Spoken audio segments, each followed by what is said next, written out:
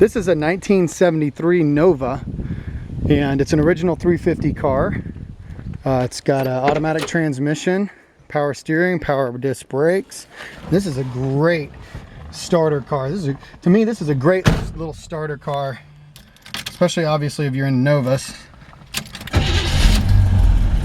She fires right up. It's got a great sounding little exhaust system.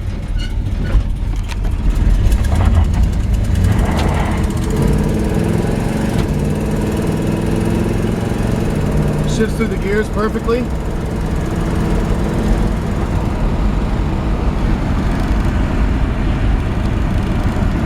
Now the temp gauge light, the idiot light on the temp, on the speedometer's working. Temp light is on because the sending unit that's on it's not correct. And in fact, the car's still cold right now. I've only had it running for about 3 minutes, so it's not even warmed up. But we've checked it with the temp light and with a thermometer, and it's running perfectly at 170 degrees. Does not overheat. It does have a little exhaust leak there on the exhaust manifold. You can hear it ticking just a little bit. We try to tighten that up a little. They can be notorious for having a little tick to them sometimes. It's got a really nice sounding exhaust.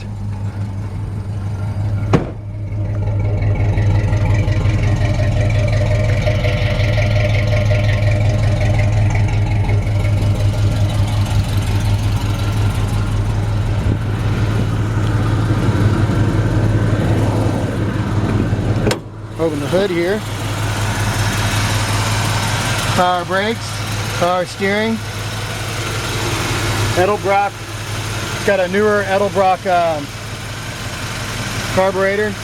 Edelbrock valve covers and matching air cleaner. It's got a nice looking under the carriage, under the hood engine detail. Really clean looking.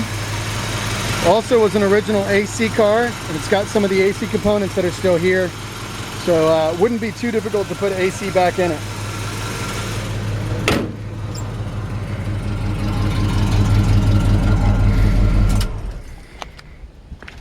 This is a sweet little driver.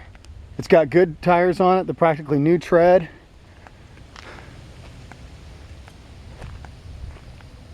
The rally wheels and center caps. It's got a good looking driver paint job on it. I love this color. It's kind of a cobalt blue. It's missing a couple little trim pieces, like the front trim piece on the bumper and the rear trim piece, the little rubber piece that wraps around, you can see that goes around there. But not too expensive part to fix. It's just, this is kind of how we got the car in, and we're just letting it go. I'm kind of letting this car go, I think, a little bit cheaper, just to let the next guy have it and kind of polish it off. Really doesn't need much. I only see 2 evidences of any rust on the car whatsoever from bumper to bumper.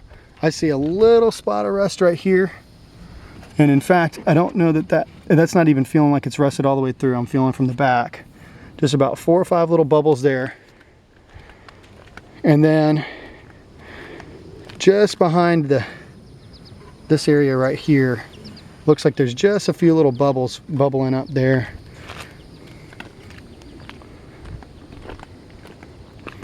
I'll go ahead, since I was back there, and pop the hood. Pop the trunk. And other than those 2 spots that I just said, the rest of the car, I'm telling you, is like rust free. It is so clean. Oh, let me make sure I put the key in right. The trunk is super clean.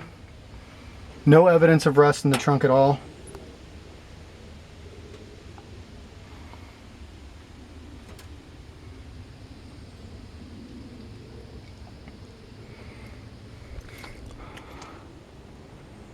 The upper lip of the deck lid looks really good.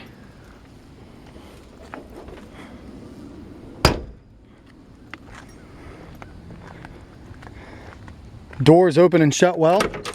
Windows roll up and down. Really good. No cracks in the glass. It's got a brand new carpet kit.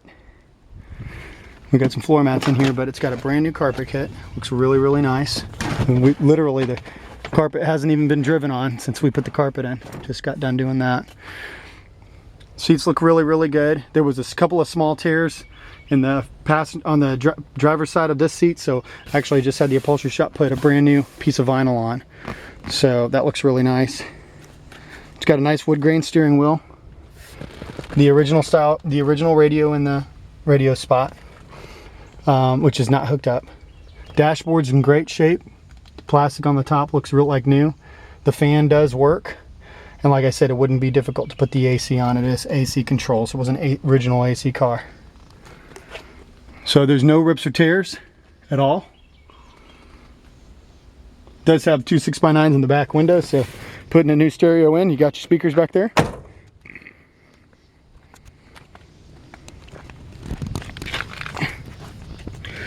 Didn't see any rust underneath the car at all.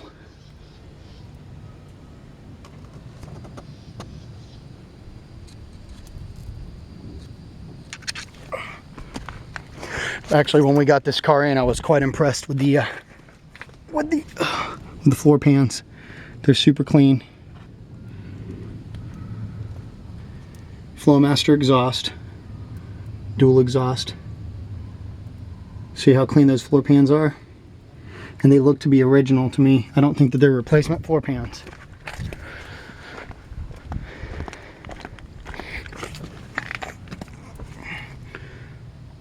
Trunk pan looks really good and clean, as does a fuel tank.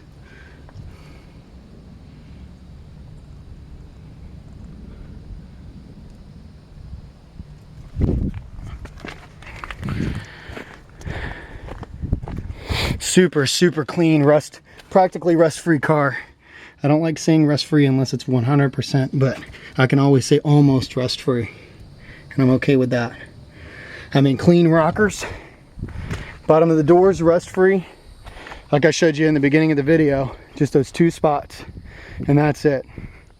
I think this is a really cool way to get into a classic car without spending a lot of money. It's a daily driver condition right now.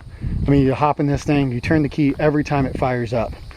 It doesn't need anything except maybe a radio, because I gotta have my tunes when I cruise. So I would say it needs a radio, but other than that, it doesn't need anything.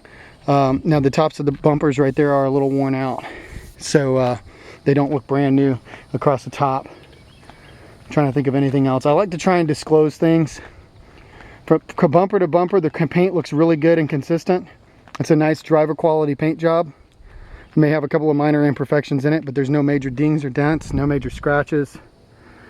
This is just a cool car. It's a cool way to, like I said a bit ago, great way to get into a classic car without spending a bunch of money, and a great way to get into a daily driver.